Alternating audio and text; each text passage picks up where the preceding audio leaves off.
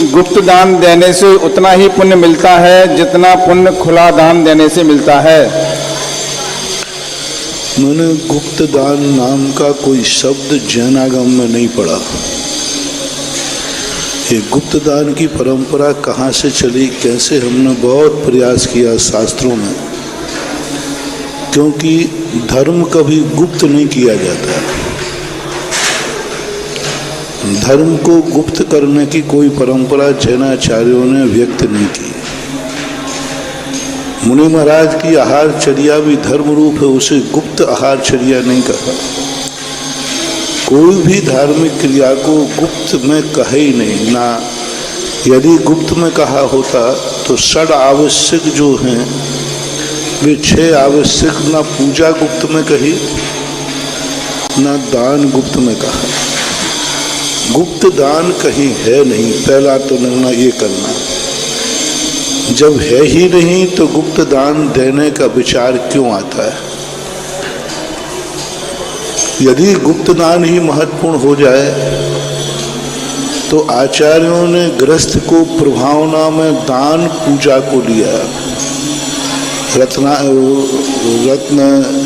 जयसेन स्वामी हुए हैं, उन्होंने धर्म रत्नाकर करके एक ग्रंथ है, उसमें उन्होंने लिया कि गृहस्थ कैसे प्रभावना करता है दान और पूजा से, और दान पूजा से जो प्रभावना है वो गुप्त कैसे हो सकती है? हमें बड़े बड़े दान दे करके दूसरे लोगों को आश्चर्यचकित कर देता है कि इस वस्तु की इतनी कीमत। एक भगवान के ऊपर अभिषेक डालने की 11 करोड़ रुपया दे दिए।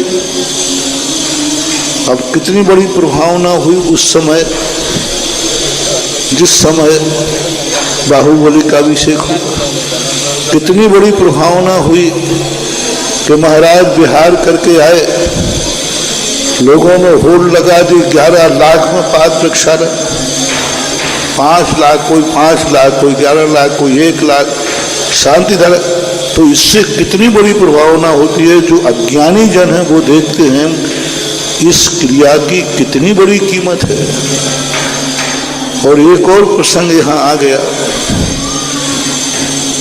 विहार करने के बाद भगवान के जुलूस निकलने के बाद भगवान का अभिषेक होता है। और जब भी किसी नगर में महाराज विहार करके जाते हैं तो उस समय उनके पाद प्रक्षालन की बोली बहुत तगड़ी जाती है। आचार्य श्री को भी देखा हमने, और हम लोगों ने भी देखा कि हम लोग जब विहार करके जाते हैं तो बहुत ज़्यादा बोली जाती है। तो मैं समझ नहीं पाता था, और दूसरे दिन फिर कम जाएगी। तो मैंने कहा एक दिन में पैर बदल गए कि महाराज बदल गए, क्या बदल गया? अंचल ये बात समझ में नहीं आती थी कि ऐसा क्यों होता है। दूसरे दिन के बाद कोई मतलब ही नहीं, ठीक है ले लेंगे। तीसरे दिन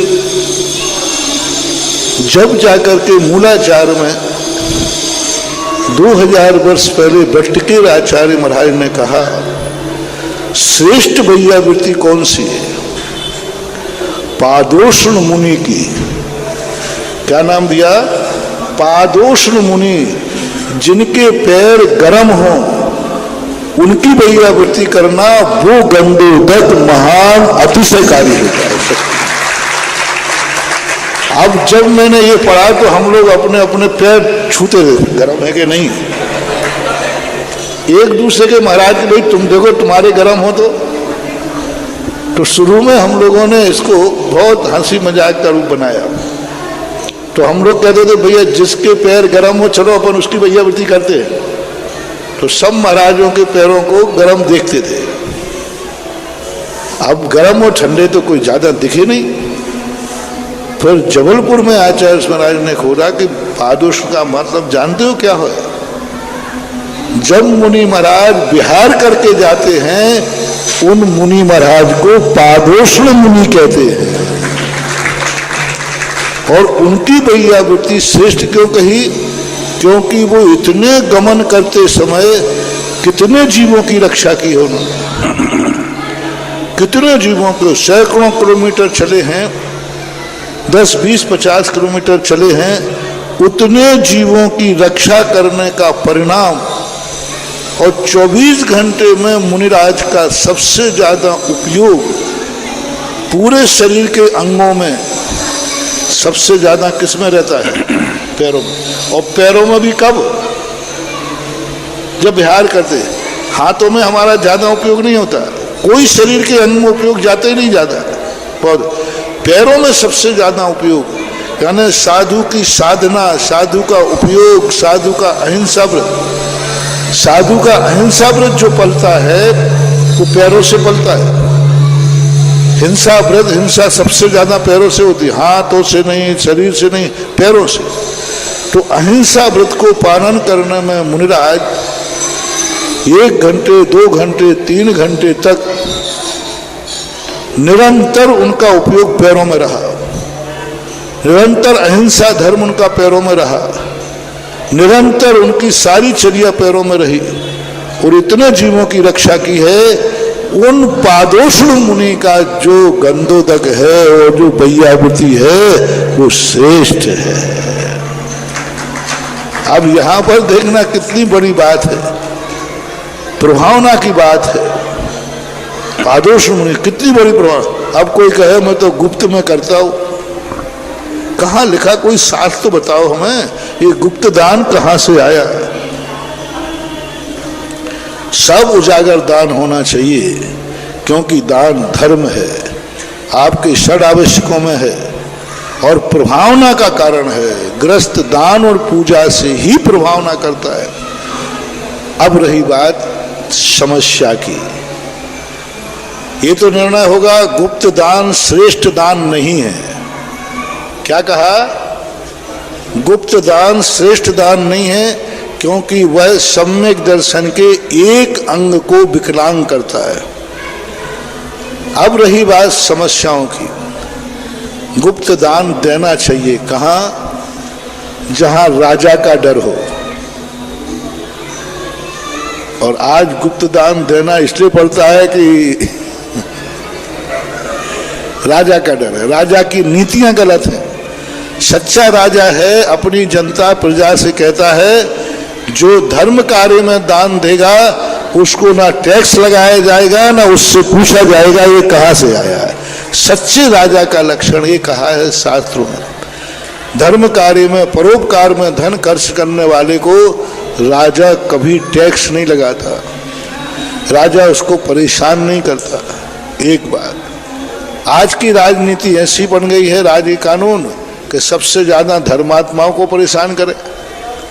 इसलिए गुप्त दान देना चाहिए मजबूरी में। दूसरा गुप्त दान का परिभाषा है कि यदि दान का पता चल जाए तो पहले जो डाकू लोग होते थे वे दानियों के यहाँ डाका नहीं डालते थे, धर्मात्माओं के नहीं डालते थे। वो जानते थे कि ये जीव धर्मात्मा है। यानी डाकू भी इतने तो धर्मात्मा होते थे कि वो धर्मात्माओं के डाका नहीं डालते। डाकुओं में भी धर्म होता है। एक तुम्हारे इस एरिए में कहीं सागर जिले में एक पूजा बब्बा नाम का डाकू था, पुराने लोग जानते होंगे। उसको जब हम लोग यूनिवर्सिटी में पढ़ते थे, कॉलेज में, एक बार वो उनसे मिलने गए, वो समर्पण करके सागर जेल में थे। तो उनसे कितनी बड़ी बात की, मैंने कि तुमने अपनी जिंदगी में अच्छा काम क्या किया है? तुमने डाके डाले, दुनिया को बद्दुआएं सुनी, सब, तुमने अच्छा कार्य क्या किया? एक आंख थी उनकी, एक आंख से काने थे वो। तो उन्होंने कहा कि हमने अपनी जिंदगी में अच्छा कार्य किया है कि हमारी पूरी डाकू की गैंग में किसी भी व्यक्ति में महिला के शरीर पर पहना हुआ सोना चांदी कभी चोरी नहीं किया। कितना भी वो सोना पहना हो, 1 किलो 2 किलो कुछ भी, जो शरीर पर पहने हैं उसको कभी उतरवाया नहीं। महिला के शरीर पर पहना हुआ सोना हम लोग, यदि किसी ने उस सोने को छू लिया और डाकू को भी हम वहीं शूट कर देते। नारी का स्पर्श नहीं, नारी के शरीर पर जो आभूषण है उनकी चोरी हमने जिंदगी में कभी नहीं की। अब यहाँ इतनी स्थिति है कि वो धर्मात्माओं को छोड़ते थे, आजकल के डाकू ऐसे नहीं हैं, इसलिए गुप्त दान देना चाहिए।